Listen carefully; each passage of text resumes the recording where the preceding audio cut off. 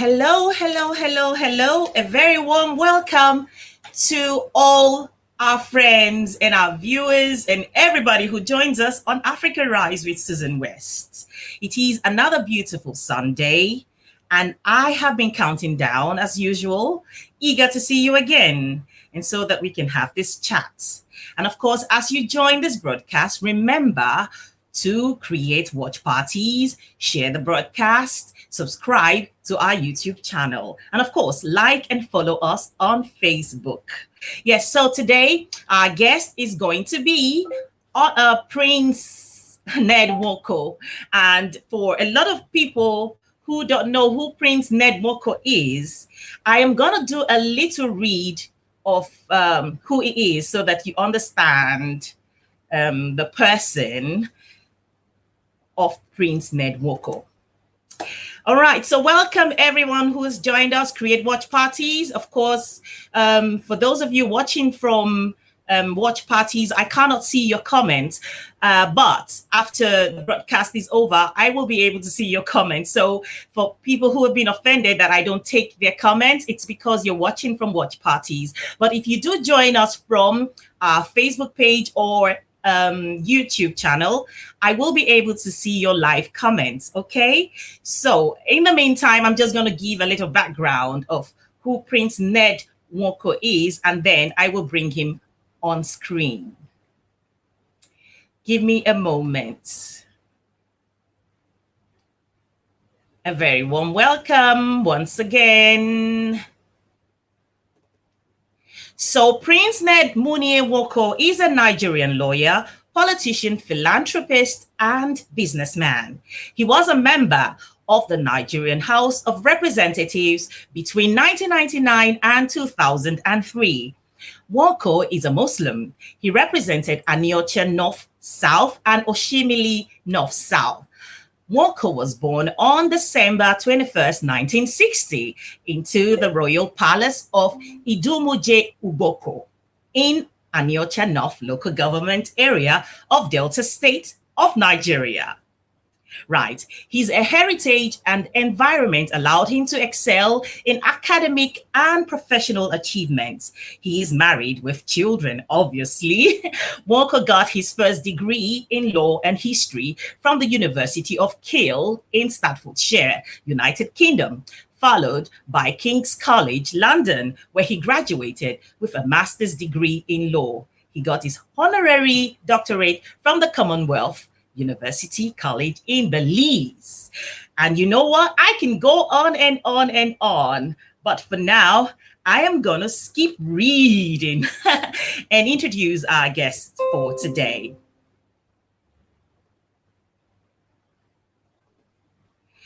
Hello. How are you? I'm very well, thank you. Good afternoon. Good afternoon. How's the weather in London? Not bad today. Not bad at all. You look very well. Yes, thank you. The weather here in Nigeria is fantastic. It's always good here. I'm sure you know that. Right. Yeah. Right.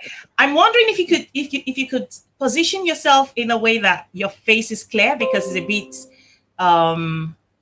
this is not clear? Yes. All right. Okay. Is it this way or is it no? When you're seated, it's fine. Where you're seated is fine. Just need the lights to not. Which lights? Is it? No, I don't know what. Okay, we can manage this. I tried to. No, it's still the same. Right. We'll just walk with this.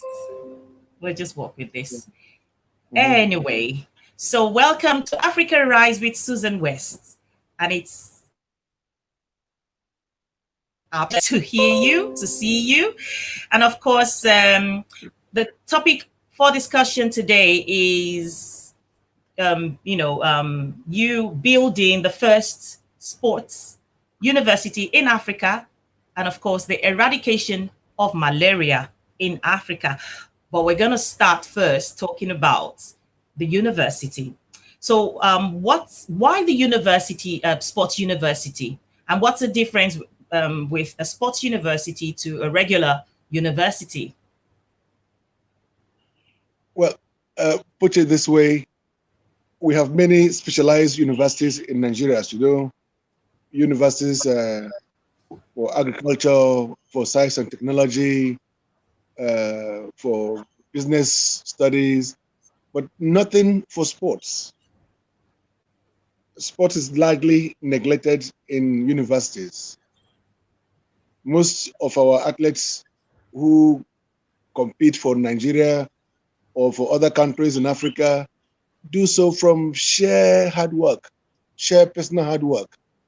There's no sustainable plan towards supporting them to be able to compete with the best in the world, the best in America, the best in UK. And most of them largely are not educated. They want the sportsmen that emerge from Africa because they leave school and they go training every day, just like the likes of Chioma Ajunwa, as you know, who was in the police force, and she used that platform to go on to win a gold medal for Nigeria in long jump. Right. I think she was probably the only female Nigerian gold medalist. The other medal that we've had over the years was the football team led by Ned Nwoko in America. Of course, look, we know that education is so important. And I just felt that the best way to support sports, I have a lot of passion for sports. The best way to support sports is to create an environment in the form of a university that could give every budding sports boy or girl the opportunity to develop physically and mentally. Give them the opportunity to develop academically and through sports as well, because I went to University of Kiel, as you said. In that university, we had joint honors degrees where people are allowed to do combined honors if you're not quite sure what you want to do or you have multiple talents. So a university of this nature will prepare our young ones from the age of 15, 16 for stardom. It will give them the opportunity to undertake degrees in whatever they want to do, but it will be joint honors. So you're going to be able to do, say, law and football, or law and swimming, or history and gymnastics, or whatever you want to do, whatever you have flair for, because we are taking our benchmark from the Olympic sports. So we're doing all sports.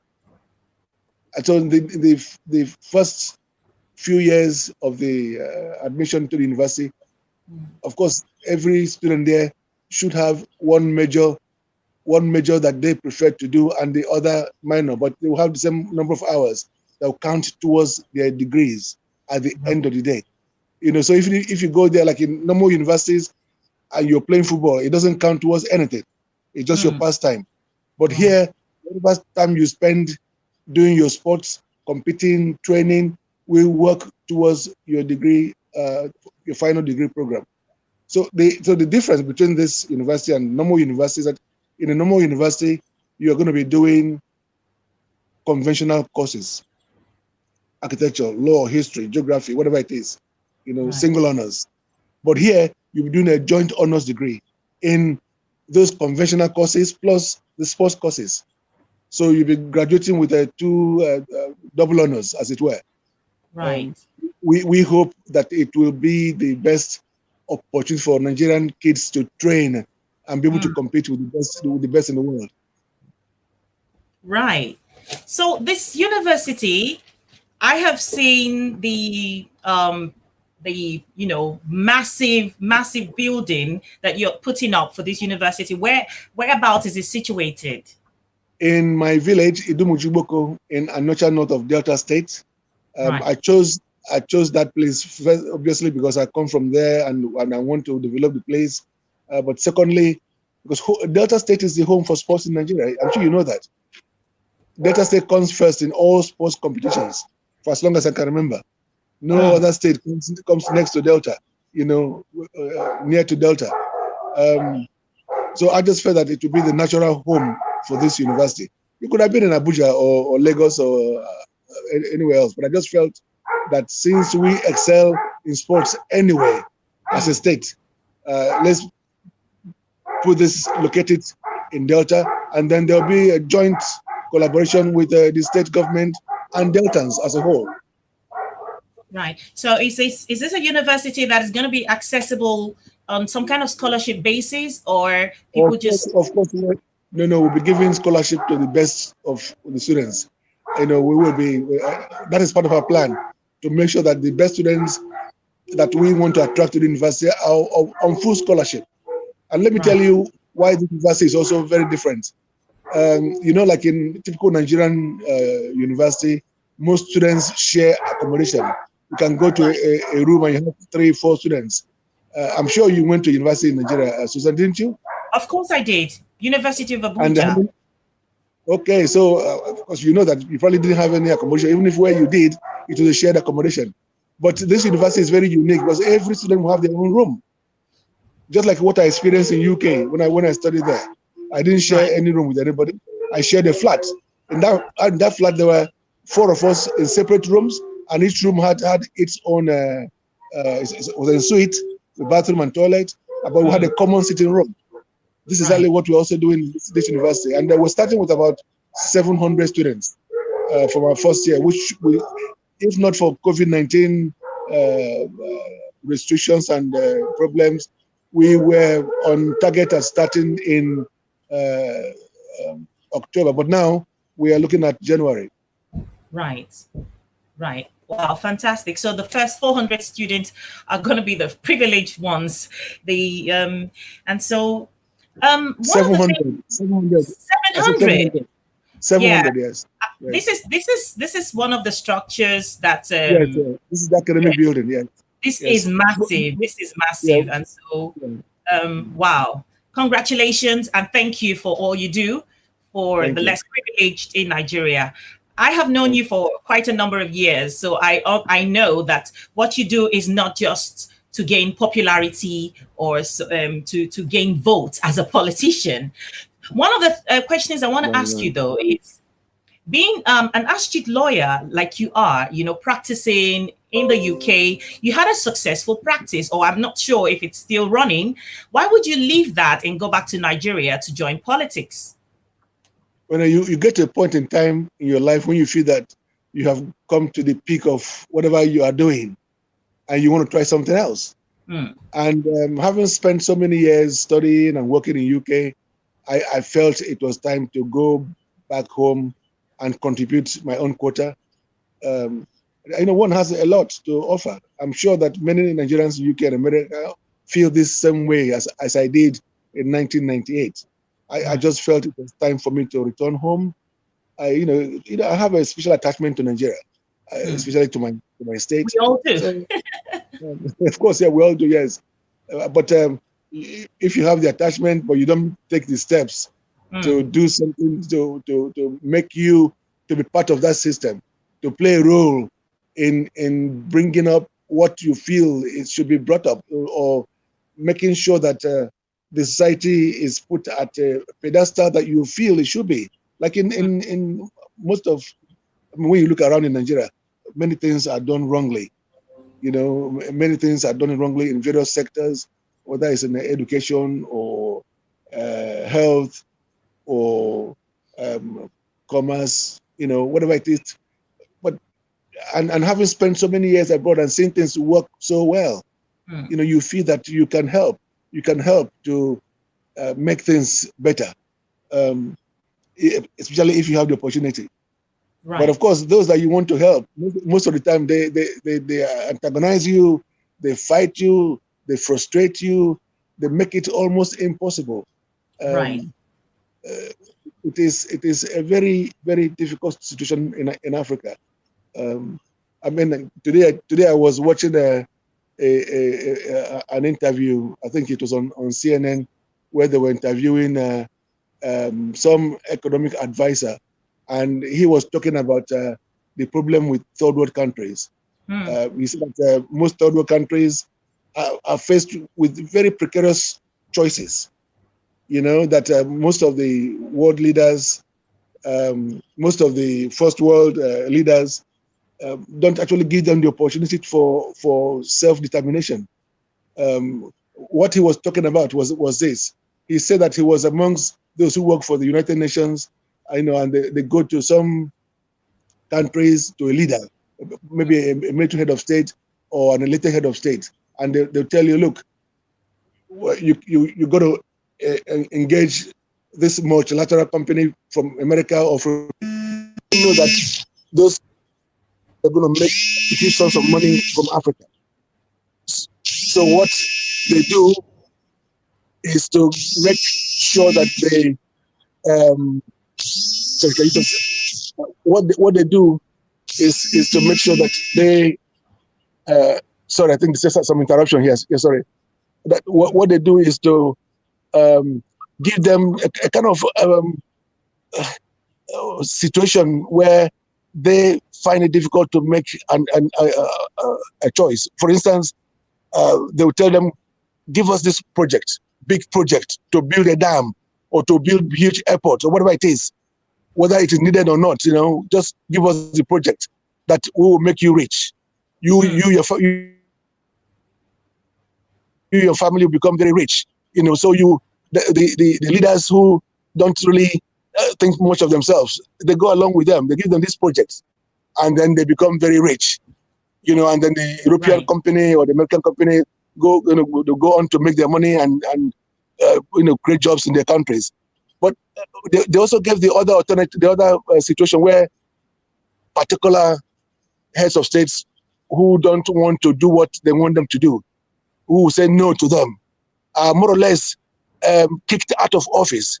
They are vilified. They are told that, look, if you don't go along with us, we'll make sure that a coup, or we organize your removal from office. They gave the instances of Gaddafi, of Saddam Hussein, and so on and so on in South America as well. But, leadership in Africa is very difficult. It's difficult because the followership they are difficult to understand what it means to sacrifice, to be committed, to be law-abiding, to make things work. Most people just want immediate solution. So if you go contesting for an election, for example, and you make some promises to them, they're not interested in that. What they want is what you're going to give them now, the money you're going to give to them now for them to support you. So the system here is very frustrating. It is terrible at best, but it shouldn't stop people from coming back. If we have more people that come back here, we share common background, common knowledge of what needs to be done for these changes to happen, then it begin to happen. But if there are just some isolated cases, like myself, I was the only one in the National Assembly that came from UK. Nobody else came from America. So I was more or less alone, trying to change a system that is so entrenched in what they want to do and not what is good for the people. Right. But I'm here. So I'm not going to run back to England or America. Right. So you're on the right track. You're going into education, educating young people. Educating young people is one of the ways to. Sorry. Educating young people is one of the ways. I can hear you. Yeah, I can hear you. I can hear you. I can hear you. You're fine. So educating young people is one of the ways. I can hear you, please. I can hear you.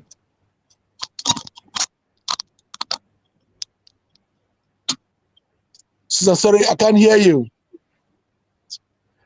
Oh, well, I can hear you. Okay, now I can hear you, yes. Right.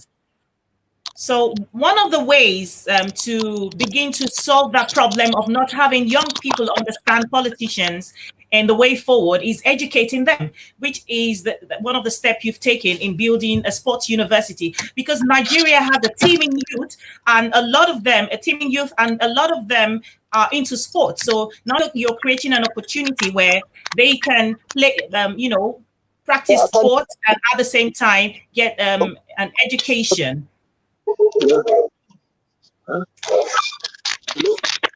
Oh.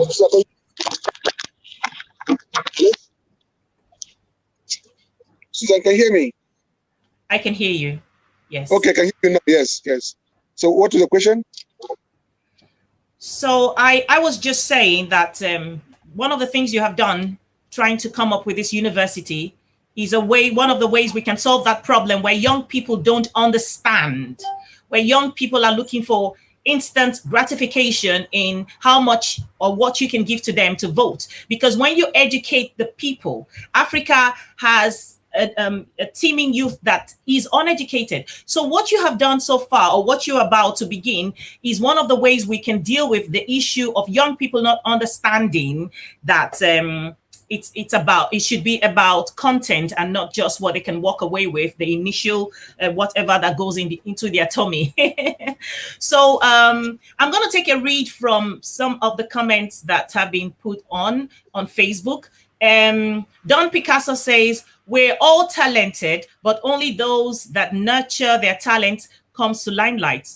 Sports development is essential in Nigeria because we got a lot of athletic talents. I agree. And of course, Hefziba Agbola is asking, please, sir, hope the university wouldn't be too expensive for an average Nigerian to afford. There'll be scholarships anyway for the best of students. Yes.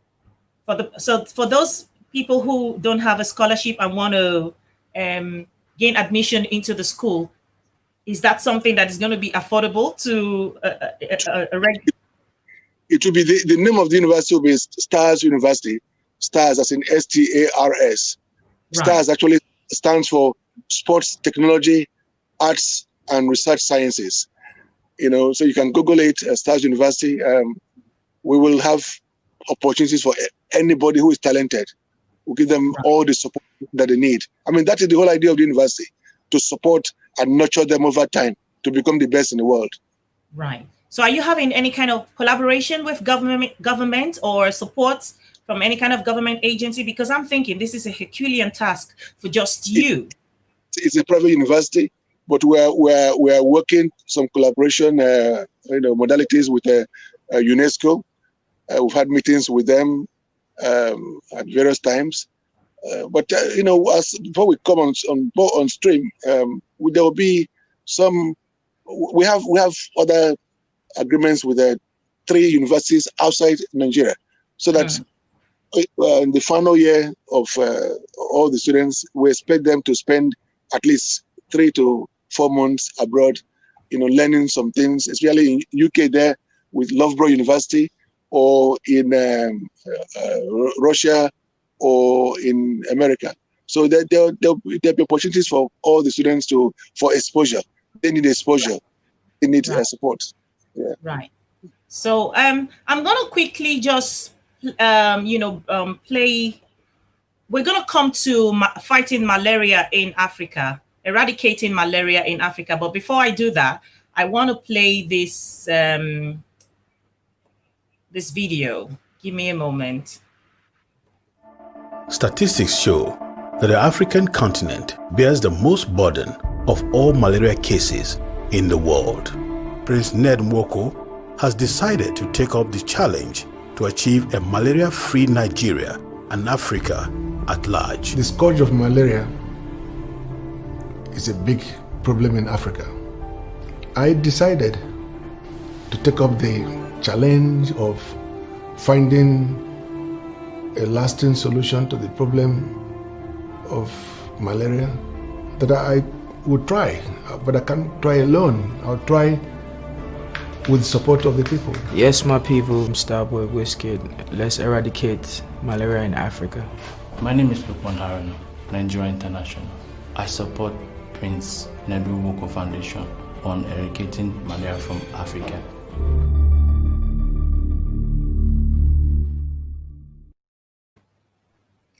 Right. So, in your quest to eradicate malaria from Africa, you went all the way to Antarctica. And it's such a cold place. I am wondering, why did you feel the need to have to go to Antarctica? Is it because it's going to call the world's attention to the eradication or the fight against malaria? That was part of the plan. One is to, sorry, it's gone. Sorry, can you hear me? Yes, I can. Yes. That was part of the plan, to basically use the journey as a platform to create awareness globally.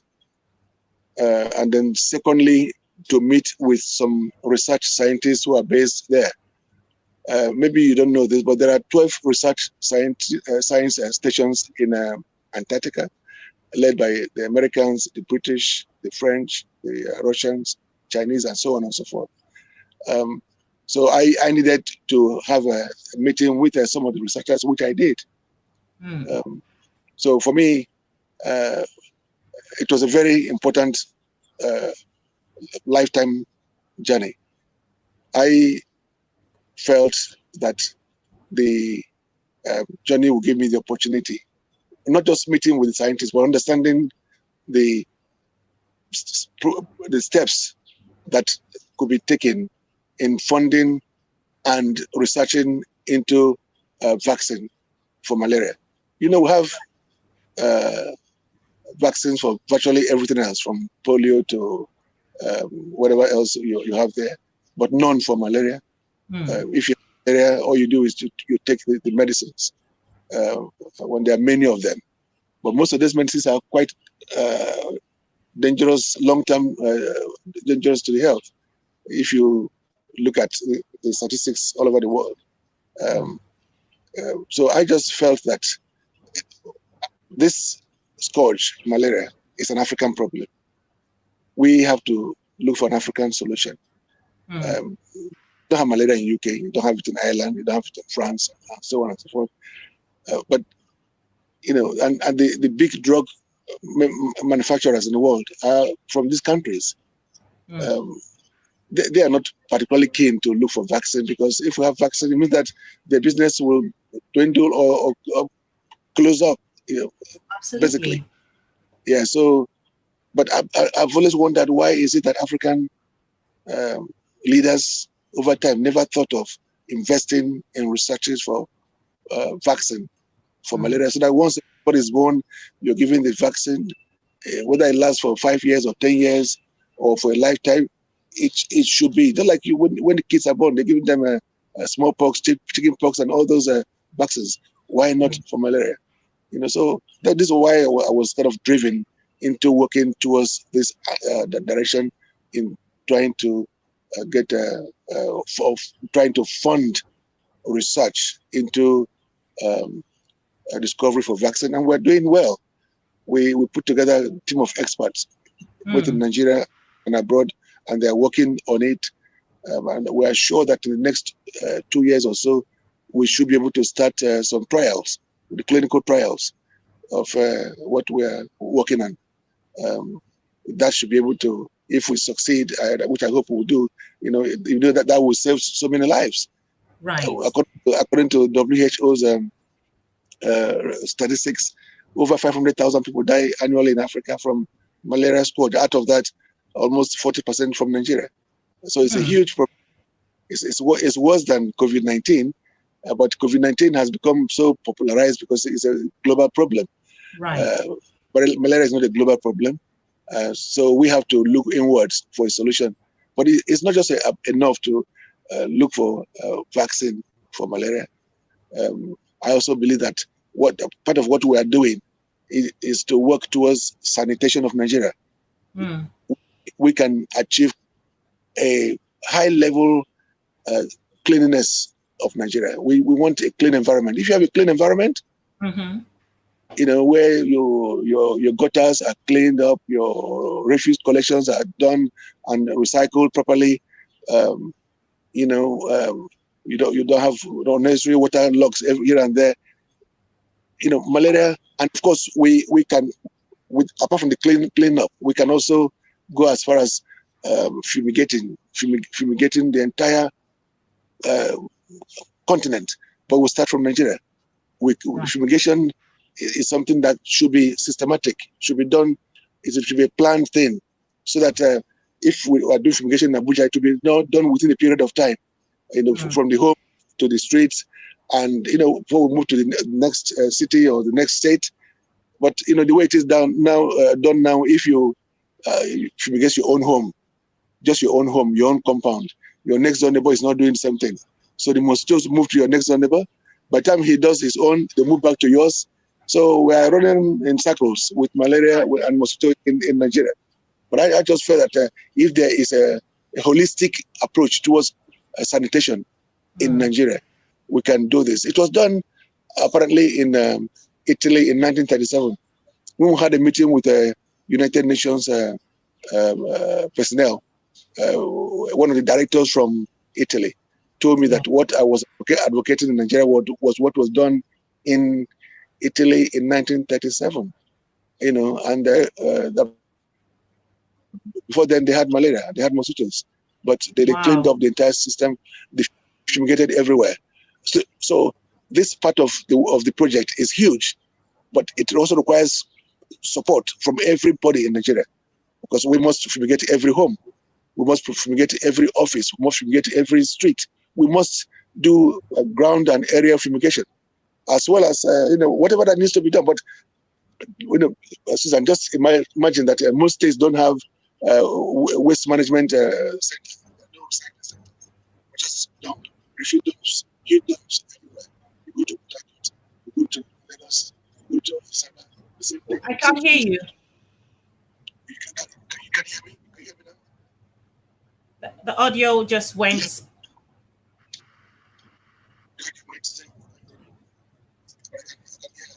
Can you hear me? I can hear you, but it's a little it's not clear, but I can hear you. Yes.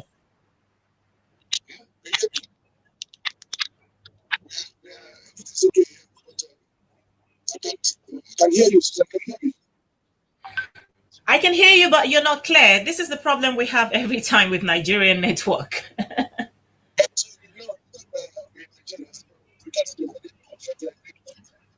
Sorry, give me a moment. Give me a moment. Just if you could reset your audio, that would be great, sir. Yes. One of the things we have to also improve in Africa is the network. Every time, especially in Nigeria, every time we have a guest from Nigeria, it's a bit problematic. Yes, but just let's go on and see how it improves.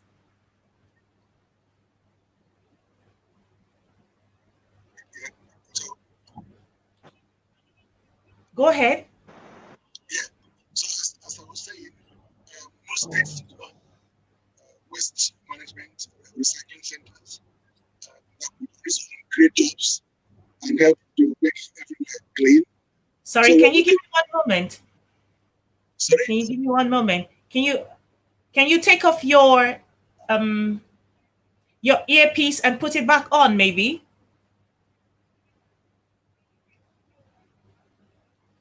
In the meantime, I'm going to take a few read whilst we sort out the audio problem. So, yes, Washington Stanley says fumigation is the basic thing to do.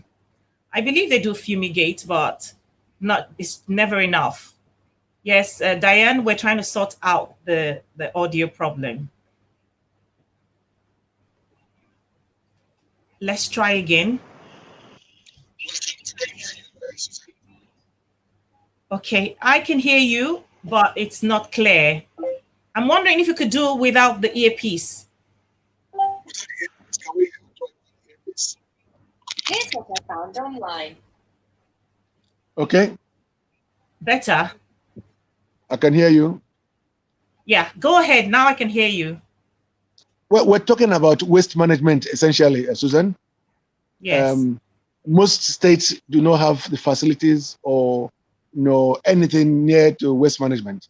They just collect waste where they can and dump them on dump sites, and these are breeding grounds for malaria, for all sorts of manner of illnesses. So we are opposed to such ideas, of having refuse dumps. They are very unsightly. They are very unhygienic. They are very unhealthy. We can achieve a cleaner society with the establishment of waste management facilities in every state in the country. Right.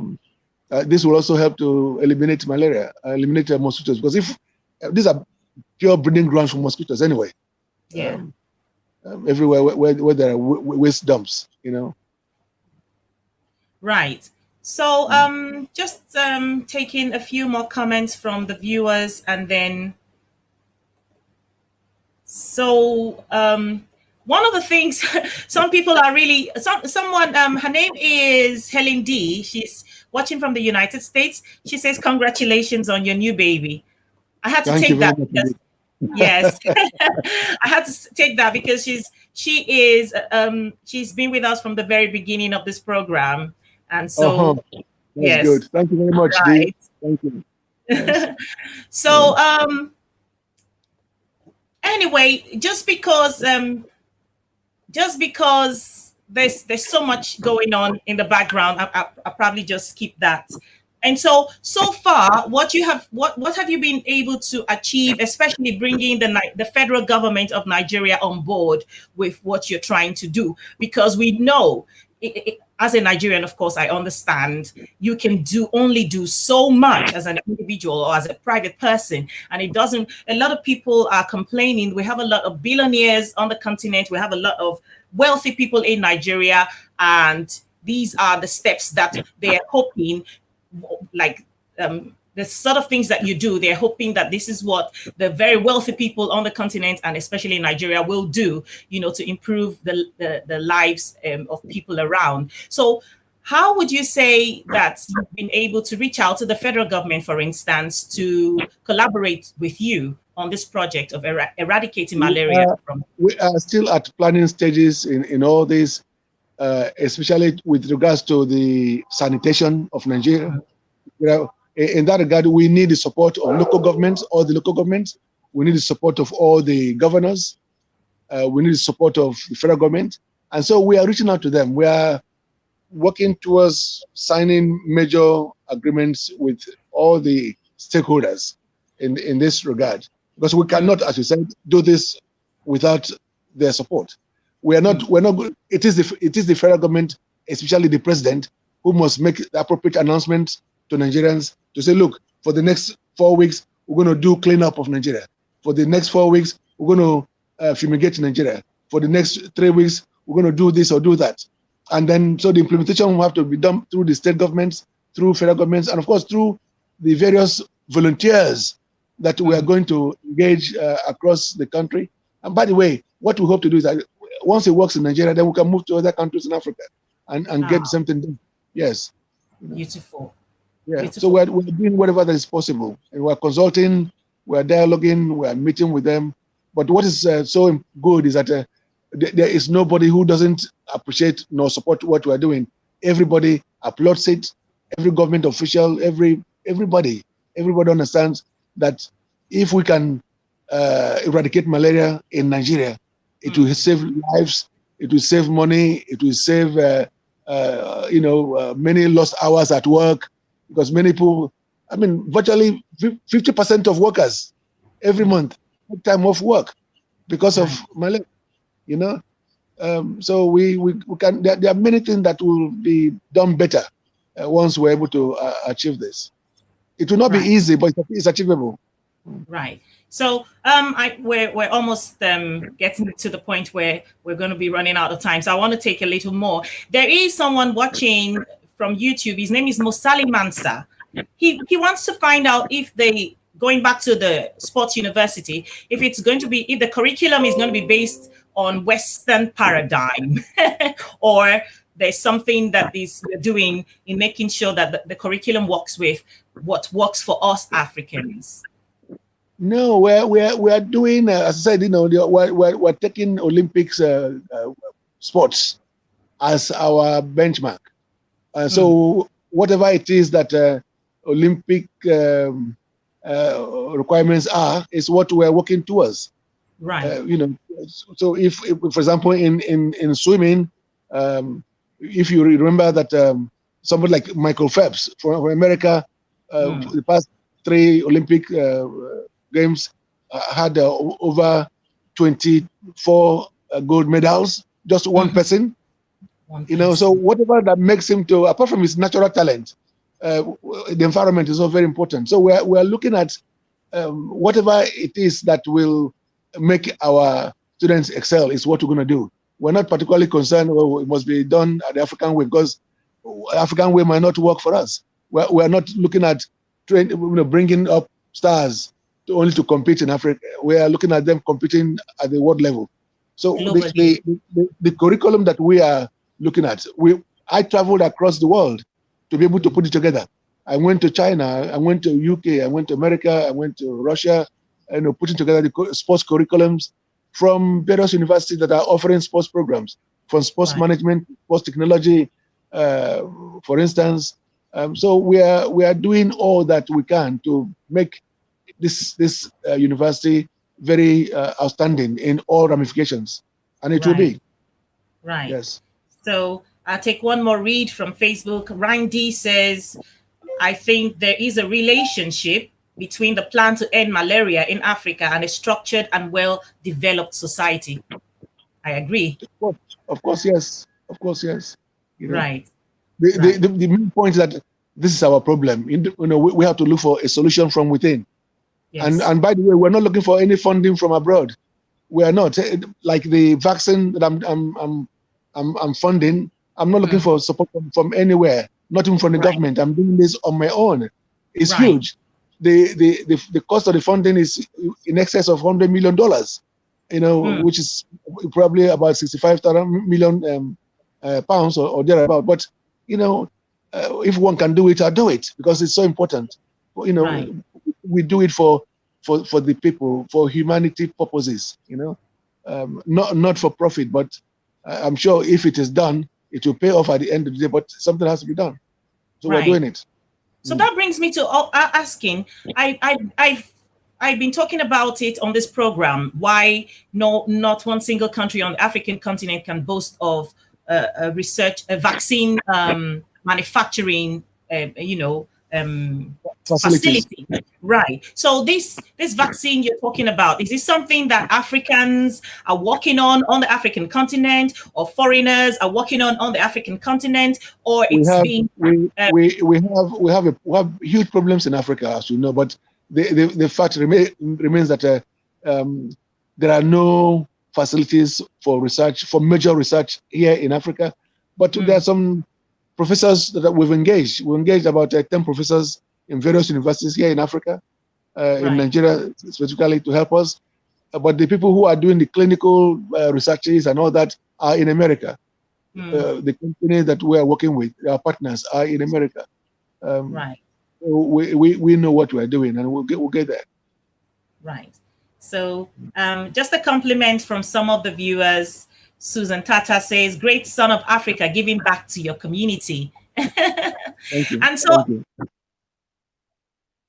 you have other engagements, and we're not going to keep you for too long from now, but I just want to use this opportunity to announce a lot of wonderful things happening. I mean, Africa Rise have been broadcasting for about 3 months now, and I'm so happy to announce today that we are also going to be showing on Ben TV in London. Africa Rise will now be broadcast also on Ben TV, and the Prince Ned Nwoko Foundation have also, is going to be partnering with Africa Rise. Please take it away, Prince Ned Nwoko, as far as our collaboration. goes. Thank you very much indeed. Thank you, Susan. So you wanted to we wanted to channel, well, thank you. Someone is just giving me some information. We just want to say a big thank you that the Prince Ned Nwoko Foundation will be partnering with Africa Rise on this program going forward. And you can also see us on channel 458 here in London, Ben TV. I will keep you updated as we go on. So I'm just going to take a little more here, and then we'll probably call it a day. I'm going to take one more of, yes, where is this? Sorry, give me a moment. Yes, my people, Starboy Whiskey. Yes, my people, Starboy Whiskey. Let's eradicate malaria in Africa. Thank you. Right. So you have done a lot with some, powerful stars, and of course, your wife is one of them. So thank you for all you do. Thank you for bringing young people together. Thank you for encouraging. I know also that you are on the board of some sort with tourism in Nigeria and entertainment. Do you just want to touch that a little bit before we call it a day? It's okay. We've spoken enough for today. Next time, Susan. Thank you very much indeed. Thank you for your time. Okay. Right. No problem. Thank you so much, and I'll talk to you later. Thank you. Bye-bye. Okay, guys. Prince Ned Nwoko was very gracious to have spent this much time with us, because he had mentioned earlier that he had other engagements to go to. So I see you, Don Picasso. I see you, Helen D. F. Ziba, as many people. Megastar Magazine TV says Star Prince of Anyoma. Thank you so much. And like I said, Kelly, Casey, I see you. Like I mentioned, Africa Rise will now be showing on Ben TV channel, Sky channel 458. But I will keep you updated as to when our very first episode will be broadcast on Ben TV here in London. So thank you so much. We just want to encourage other people who are affluent on the continent, who are affluent Nigerians, to, do what it doesn't have to be in education, but we want to feel your impact. We want to see that we have people like you, in the way you contribute to society, and not just about showing off your wealth on social media and everywhere else.